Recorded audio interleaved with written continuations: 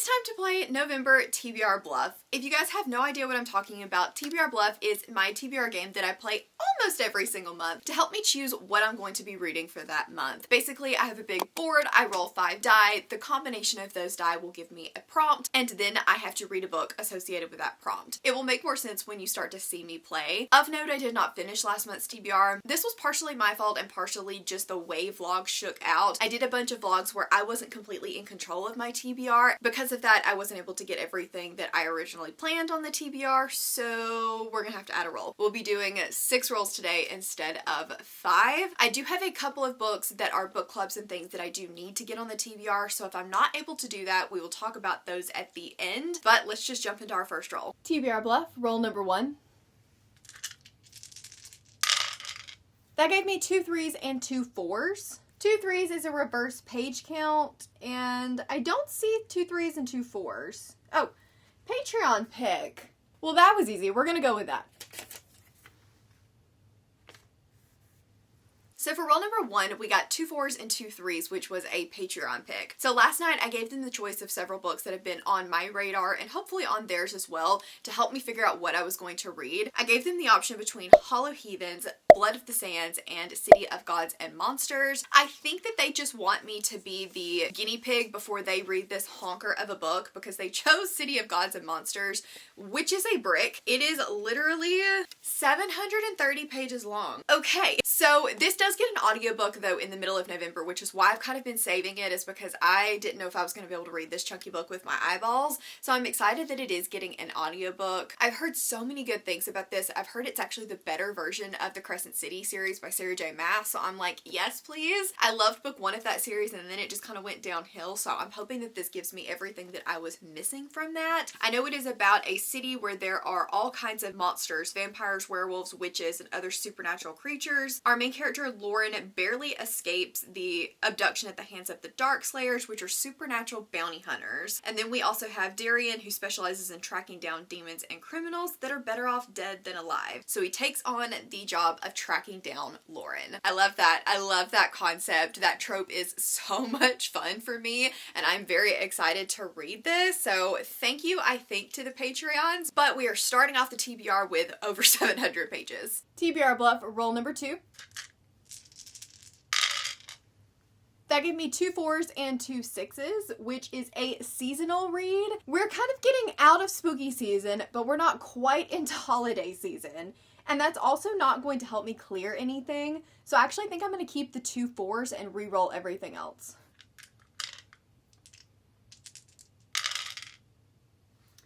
That gave me 3 4s, which is first person. I feel like I can make that work. A lot of romantasy is first person.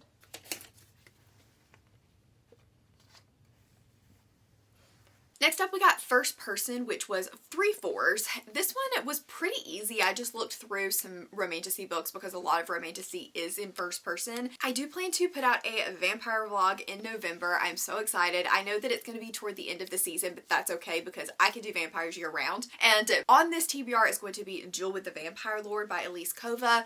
I have read one of her other series, the Air Awakened series, before and really enjoyed it, so I wanted to read more of her adult works. I know this is like an enemies to lovers story. I believe it is about a woman that is due to kill the vampire lord. It says, on the night of the blood moon, the vampire lord must die. She is the faithful servant of the master hunter, and on the night of the blood moon, her brother is dying at the hands of the vampire lord. So it's going to be her job to make sure that he dies, but she is kidnapped and brought to him before she has the chance to do so, and she is now blood sworn to him. I think this is going to be really good. I've heard great things about this book. I think Cassidy recently read it and really enjoyed it. One of my patrons, Nat, recently read it and really enjoyed it, so I am excited to pick it up. And I did verify I downloaded the Kindle copy and it is in first person. TBR Bluff, roll number 3. 3 3s, which is a sci-fi. I do not want that, so we're gonna keep 2 of the 3s and re-roll the rest. That got me a whole lot of nothing, so one more time. Also nothing helpful, so we're gonna have to go with reverse page count. Next Next up, we got one of my favorites slash least favorite prompts, and that is 2 3s with reverse page count. Basically, I have to take the page count of the previous book, reverse the numbers, and try to find a page count that is within 20 pages of the previous count. I'm never able to get exactly, although that would be incredible, so I just allow myself a 10 to 20 page leeway in order to get it on the TBR. So since I don't own Duel with the Vampire Lord, I went and looked at Amazon, and it says it is 444 pages. So the reverse of that is still 444 pages, so I needed to get something that was either 426 pages or math is hard, a little over 500 pages.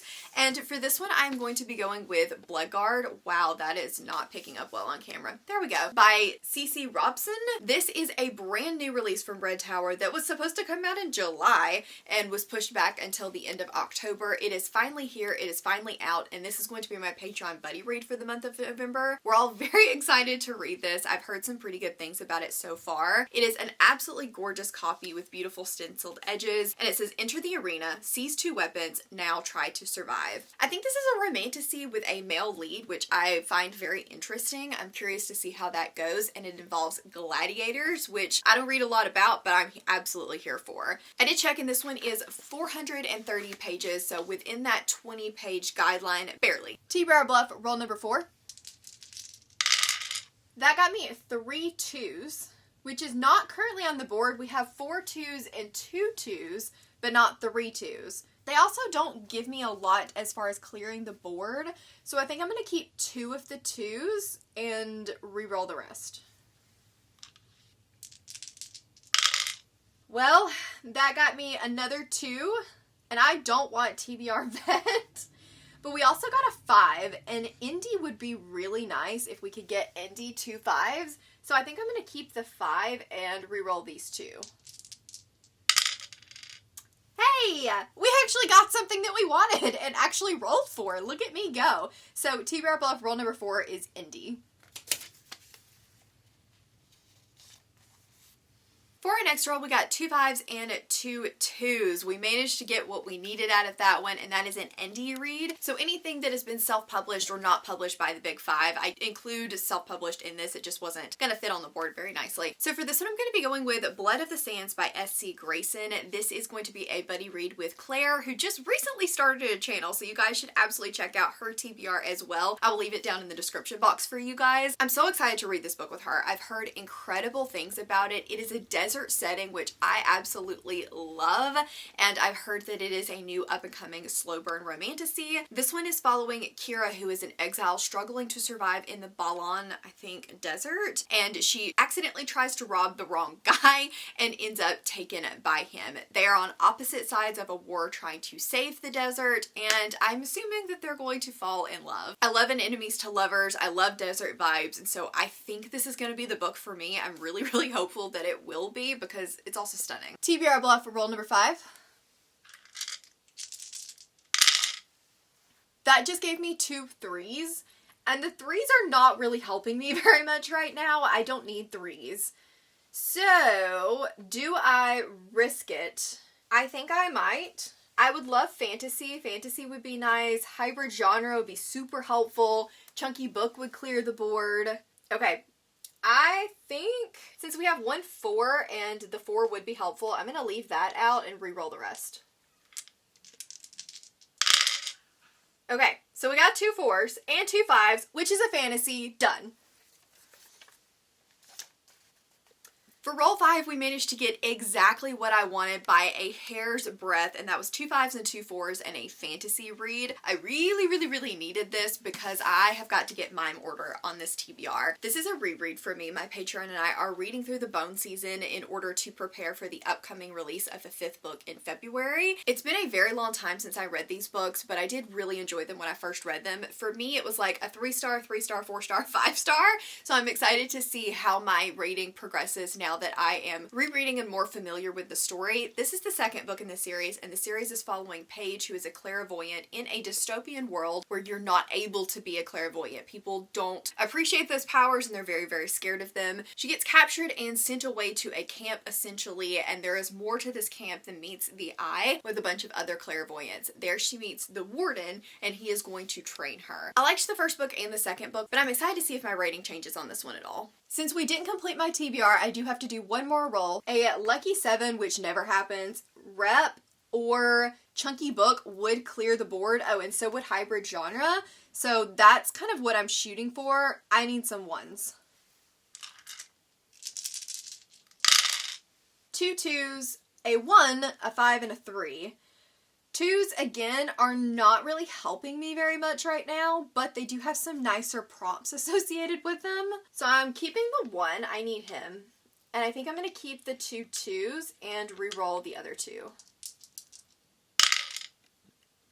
2 3s. 2 2s and 2 3s is a friend fave, which would be good, but it's not going to help me clear the board. I like that prompt, but I also want to clear the board. But I also don't feel like anything that I have right now is likely to clear the board. And I think I'm just going to end up in a bad spot. So we're going to go with friend fave. Okay, so this is what the board is currently looking like. It is absolutely freaking terrifying because there is not a whole lot. Like, that is a very covered up board. And we have to play the entire December with this. So, wish me luck. This will be our starting point for December's TBR.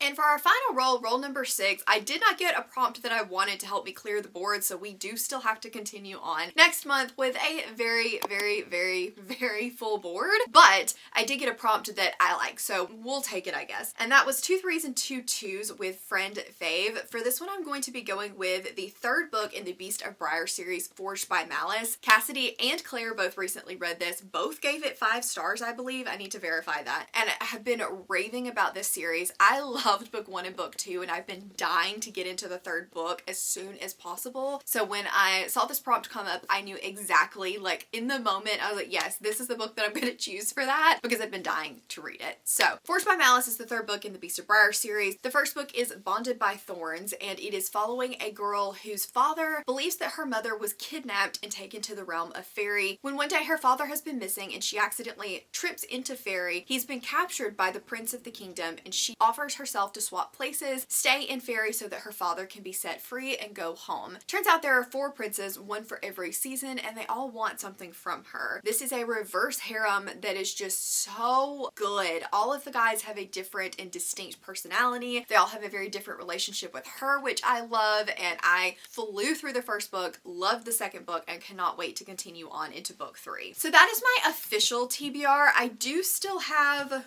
one book that I was not able to get on here that I'm actually going to be rolling from last month's TBR, and that is Songbird in the Heart of Stone by Carissa Broadbent. This is the 3rd book in the Crowns of Nyaxia series / the 1st book in the new duology. It is going to be mine and Cassidy's Patreon club read for the month of November. We all read the first 2 books together and are so excited to continue on in the series and read the book 3 together. This one is one that I'm a little bit nervous about because I loved the first duology so much, but Mish and her love interest just sound so interesting to me, and I cannot wait. I know it involves going down to the underworld, and I am absolutely here for this. The 1st book is following Aurea and Rain, and this is a world where there are vampires, and the vampires have different factions essentially, and they're all at war with one another. It's very political, it has gods, it's everything and then some. There are trials. If you haven't read the Crowns of Nyaxia series yet, what are you doing? Get on it right now because they are so incredibly good. But since that wasn't able to make it on the TBR, that is also going to be added, and I think that is the only like mandatory read.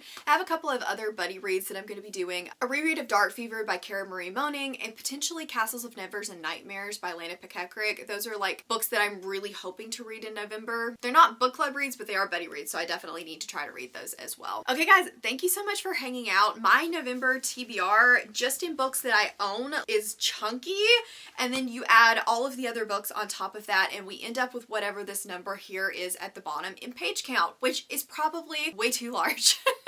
Thank you guys so much for hanging out and watching this video. Please let me know down in the comments below, what is one book that you are super excited to get to in the month of November? Is there anything you're cramming to try to get in before the end of the year? If you just want to let me know that you are here and hanging out, leave me a crown emoji for Bloodguard. As always, if you want to see previous TBR Bluffs, I will leave the playlist on the screen for you guys to check out, and I will see you in the next one. Bye!